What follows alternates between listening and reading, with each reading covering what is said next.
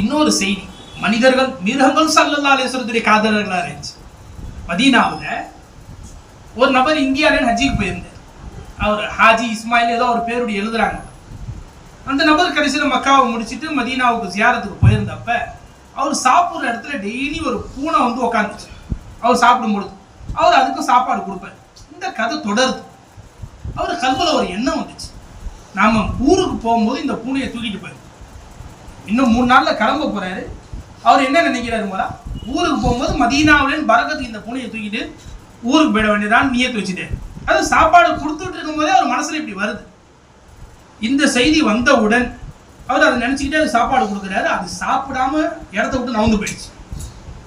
நேரா ரசூலுல்லாஹி தர்பாருக்கு அந்த பூனை போயிடுச்சு. இவர் மனசுல நினைச்சுக்கிட்டு தான் அது சாப்பாடு கொடுக்குறாரு. சர்க்காருடைய தர்பாருக்கு போயிடுச்சு அந்த பூனை. போனா இவர் சாப்பிட்டு முடிச்சுட்டு போய் பார்க்கறாரு, அது ரசூலுல்லாஹி தர்பாருக்கு நேரா 2 காலியம் வச்சு தலை குனிஞ்சு உட்கார்ந்து கிடக்கு. போனாரு, தொழுதுட்டு வந்துட்டேன்.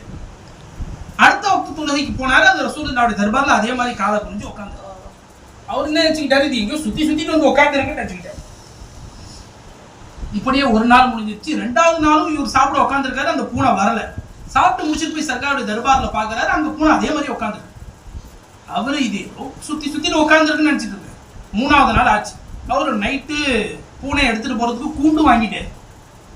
போய் ரூம்ல படுத்து தூங்கிட்டாரு. படுத்து தூங்கினா அன்னைக்கு மனாப்ல ரசூலுல்லாஹ் வராங்க. சர்க்கார் சொல்றாங்க, ஹாஜி இஸ்மாயில், உனக்கு என்ன பார்க்குற தகுதி கிடையாது, இருந்தாலும் நீ என் பூனையை தூக்கிட்டு போகணும்னு நினைச்சிட்டு இருந்திருக்க. அந்த பூனை 3 நாளா என் தர்பார்ல சாப்பிடாம அழுதுட்டு இருக்கு. யார சொல்லுந்தா, உங்களை விட்டு என்னை பிரிச்சு கூட்டு போறதுக்கு அவர் முடிவு பண்ணியிருக்கிறாரு. யார சொல்லுந்தா, நீங்க போய் அவர்கிட்ட சொல்லி என்ன தடுங்க, நான் உங்க தர்பாரை விட்டு வரமாட்டேன்னு. என் பூனை 3 நாளா சாப்பிடாம என் தர்பார்ல உட்கார்ந்து இருக்கு, நீ அந்த பூனையை தூக்கிட்டு போக கூடாதுன்னாங்க. ரசூலுல்லாஹி ஆஷிக்கிங்க, நம்ம கல்புல எங்க ரசூலுல்லாஹி முஹப்பத் இருக்கு, ரசூலுல்லாஹி இஷ்க் எங்க இருக்கு? பெருமானாருடைய காதலர்கள் அவர்கள் எப்படியெல்லாம் வாழ்ந்திருக்கிறார். அல்லாஹ் தங்கள் ரசூலுல்லாஹி ஒரு சுன்னத் தங்களில் விடுபடுவதை மாபெரும் பாவமாக கருதினார். நாம் என்ன நினைக்கிறோம், சுன்னத்தானே.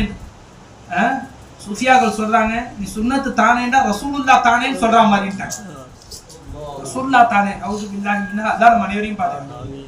சுன்னத்து தானேங்கிற வார்த்தை என்ன செய்யக்கூடாதுமாடா, வரக்கூடாது. ரசூலுல்லாஹ் தானேங்கிற மாதிரி ஆயிடுச்சுட்டாங்க.